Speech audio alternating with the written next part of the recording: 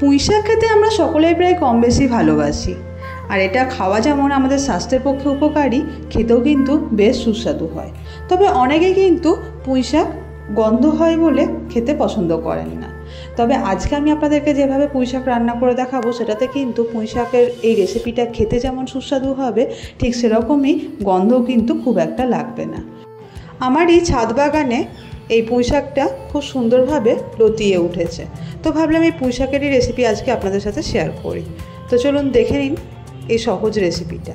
পুঁই শাকের চচ্চড়ি বানানোর জন্য প্রথমে পুঁই শাকটা কেটে নিয়ে এরকম ডান্ডিগুলোকে বা ডাঁটিগুলোকে ছোট ছোট করে কেটে নিয়েছি, আর পাতাগুলোকে বেছে নিয়েছি যাতে তলায় কোনো পোকা আছে কি না। আমি একটা আপনাদেরকে বেছে দেখিয়ে দিচ্ছি কীভাবে পুঁই শাকটা বাছতে হয়। পাতাগুলোকে প্রথমে এরকমভাবে নিয়ে নেব। পাতাগুলো খুবই কচি পাতা, আসলে আপনারা দেখে নিশ্চয়ই বুঝতেই পারছেন। তো পুঁই শাকের এই পাতাগুলোকে প্রথমে ভালোভাবে নিয়ে নেওয়ার পরে ডাঁটিটাকে না ছোট ছোট করে কেটে নিতে হবে। প্রথমের এই ডগার ডাঁটিগুলো বেশ কচি থাকার জন্য আমি এরকমভাবে কেটে নিলাম, এবং এরপরে ছুরির সাহায্যে ডাঁটির দুই সাইডের ছালগুলোকে অল্প অল্প করে ছাড়িয়ে দিতে হবে, এবং তারপরে মোটা ডাঁটিগুলোকে কেটে নিতে হবে। এখানে বলে রাখি, ডাঁটিগুলোকে না 2-3 ভাগ করে, মানে এই যে একভাবে কাটার পরে সেগুলোকে আরও 2-3 ভাগ করে কেটে নেবেন, তাহলে সেদ্ধ করার সময় কিন্তু খুব তাড়াতাড়ি সিদ্ধ হয়ে যাবে। তো ডাঁটিগুলো কেটে নেওয়া হয়ে গিয়েছে, এবারে পাতাগুলোকেও ছোট ছোট করে টুকরো করে কেটে নেব। পুঁই শাকের চচ্চড়ি বানাতে কিন্তু খুব বেশি সবজির প্রয়োজন হয় না, তবে চচ্চড়ি বানাতে আলু এবং কুমড়োটা কিন্তু লাগে, তাহলে কিন্তু টেস্টটা খুব সুন্দর হয়। আর পাতাগুলোকে আমি এরকম ছোট ছোট করে কেটে নিয়েছি, আপনারা চাইলে এর থেকে একটু বড় সাইজ করেও কেটে নিতে পারেন। এবার চলুন দেখে নেওয়া যাক পুঁই শাকের এই চচ্চড়িটা বানাতে আমি আজকে কী কী সবজি ব্যবহার করছি। এখানে বলে রাখি, পুঁই শাকের চচ্চড়ি বানাতে আপনার বাড়িতে যে যে সবজিগুলো থাকবে সেই সবজিগুলো কিন্তু ব্যবহার করতে পারেন। পুঁই শাকের চচ্চড়ি বানাতে নিয়েছি এরকম লম্বা লম্বা করে সরু সরু করে কেটে নেওয়া মূলো, নিয়েছি কুমড়ো, আর নিয়েছি মূলোরই যে ওপরের দিকে পাতাটা ছিল সেই পাতাটা ফেলে না দিয়ে ওটা চচ্চড়িতে দিয়ে দেবো। আর আমার বাড়িতে সবজি হিসাবে ছিল এই যে কেঁদুরিগুলো দেখতে পাচ্ছেন, এই কেঁদুরিগুলোকে 4 ভাগে ভাগ করে নিয়েছি। আর নিয়েছি বিনস, গাজর, আলু এবং পুঁই শাকটা। এগুলোকে খুব ভালোভাবে জল দিয়ে ধুয়ে পরিষ্কার করে নিতে হবে, এবং এরপরে চলুন আপনাদেরকে রান্নাটা দেখিয়ে নিই। প্রথমে একটা কড়াই নিয়ে কড়াইতে মোটামুটি 2 থেকে 3 টেবিল চামচ পরিমাণে সরষের তেল দিয়ে দিলাম। পুঁই শাকের এই চচ্চড়িটা যাতে খুব সুন্দর টেস্ট হয় তার জন্য চেষ্টা করবেন সবসময়তে সরষের তেল দিয়ে রান্নাটা করার। তো তেলটা ভালোভাবে গরম হয়ে গেলে এখানে দিয়ে দিলাম 7-8টা পরিমাণে বড়ি। তো এবার বড়িটা ভালোভাবে দুই সাইডটা এরকম গোল্ডেন ব্রাউন কালার করে ভেজে নেওয়ার পরে বড়িগুলোকে কড়াই থেকে তুলে নিলাম। এরপরে ওই একই তেলে দিয়ে দিলাম 1 চা চামচ পরিমাণে 5 ফোড়ন। 5 ফোড়ন দেওয়ার পরে 5 ফোড়নটা গরম হয়ে গেলে তাতে দিয়ে দেবো 2 শুকনো লঙ্কাকে ভেঙে। এবারে 5 ফোড়ন আর শুকনো লঙ্কাটা হালকা ভেজে নেওয়ার পরে ওই লম্বা লম্বা করে কেটে রাখা আলুগুলোকে কড়াইতে দিয়ে দিতে হবে।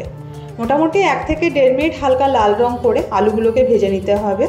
আর আলুটা ভেজে নেওয়া হয়ে গেলে এবারে কেটে রাখা মূলোটা দিয়ে দিতে হবে, এবং মূলোটাকেও আরও 1 থেকে 1.5 মিনিট কড়াইতে ভালোভাবে ভেজে নিতে হবে। মূলোটা যতক্ষণ পর্যন্ত না কাঁচা গন্ধটা চলে যাচ্ছে ততক্ষণ পর্যন্ত ভেজে নেবেন। আর তারপরে আলু আর মূলোটা ভাজা হয়ে গেলে কেঁদুরিটা দিয়ে দিতে হবে। কেঁদুরিটাকেও মোটামুটি 1-1.5 মিনিটের জন্য মিডিয়াম টু হাই ফ্লেমে ভেজে নেব, এবং তারপরে বাকি যে সমস্ত সবজিগুলো রয়েছে অর্থাৎ গাজর, বিনস, কুমড়ো, এগুলোকে কড়াইয়ের মধ্যে দিয়ে এগুলোকেও মোটামুটি 2 থেকে 3 মিনিটের জন্য লো টু মিডিয়াম আঁচে ভেজে নিতে হবে। রান্নাটা করতে করতে একটা ছোট্ট টিপস আপনাদেরকে বলে রাখি, চচ্চড়ি রান্নার ক্ষেত্রে যত বেশি সবজি আপনারা যোগ করবেন রান্নার টেস্ট কিন্তু ততটাই বাড়বে। তবে এই রান্নাটা করার ক্ষেত্রে কিন্তু খুব বেশি মশলার প্রয়োজন হয় না, রান্না করতে করতে সেটাও আপনাদেরকে আমি জানিয়ে দেব। তো এবারে দেখুন সমস্ত সবজিগুলো ভালো করে ভেজে নেওয়া হয়ে গিয়েছে। দিয়ে দিলাম 2 কাঁচা লঙ্কা ভেঙে, আবারও কয়েক সেকেন্ড হালকা নাড়াচাড়া করে নেব, এবং তারপরে দিয়ে দেব স্বাদ অনুসারে নুন। নুনটা কিন্তু এক্ষেত্রে খুব বেশি দেবেন না, কারণ কুমড়ো আর শাকে নুন পেলে সেগুলো কিন্তু জল বেরিয়ে আসে এবং পরিমাণে অনেকটাই কমে যায়। নুন দেওয়ার পরে দিয়ে দিলাম হলুদ এবং স্বাদ অনুসারে চিনি। এই নুন, হলুদ এবং চিনি দিলে কিন্তু চচ্চড়িটা রান্নার জন্য মশলা আর কিছু লাগে না, এগুলোতে কিন্তু পুরো রান্নাটা হয়ে যাবে। তো নুন, হলুদ এবং চিনি দিয়ে ভালোভাবে ভেজে নেওয়ার পরে দিয়ে দিলাম ভালোভাবে ধুয়ে রাখা শাকগুলো। এবার মোটামুটি 1 থেকে 2 মিনিটের জন্য শাকটাকে সমস্ত সবজির সঙ্গে খুব ভালোভাবে মিশিয়ে নিতে হবে। আর এই রান্নাটা করার ক্ষেত্রে কিন্তু মাথায় রাখবেন জলের ব্যবহার করার প্রয়োজন নেই। যেমনটা আগে বললাম, যখনই আপনি কুমড়ো এবং শাকে নুন দেবেন তখনই কিন্তু এগুলো থেকে জল বেরিয়ে আসবে এবং তার জলে কিন্তু পুরো রান্নাটা হবে। তাই কখনোই এক্সট্রা জল দেবেন না। জল দিলে কিন্তু তখন সেই জলটা কমাতে কিন্তু অনেকটাই সময় লেগে যাবে। আর এখানে কিন্তু আমি একটা সিক্রেট মশলা দিলাম, এটা হচ্ছে আচারি মশলা। আচারি মশলা কীভাবে বানানো যায় সেটার রেসিপি আমি এর পরে একদিন আপনাদেরকে দিয়ে দেবো। তো মোটামুটি 2 চা চামচ পরিমাণে আচারি মশলা দিলাম। এটাতে কিন্তু চচ্চড়িটার টেস্টটা অনেকটাই এনহ্যান্স করবে। মশলাটাকে খুব ভালোভাবে সমস্তটার সঙ্গে মিশিয়ে দিলাম এবং ওপর থেকে ভেজে রাখা বড়িগুলো দিয়ে ঢাকা দিয়ে দেবো।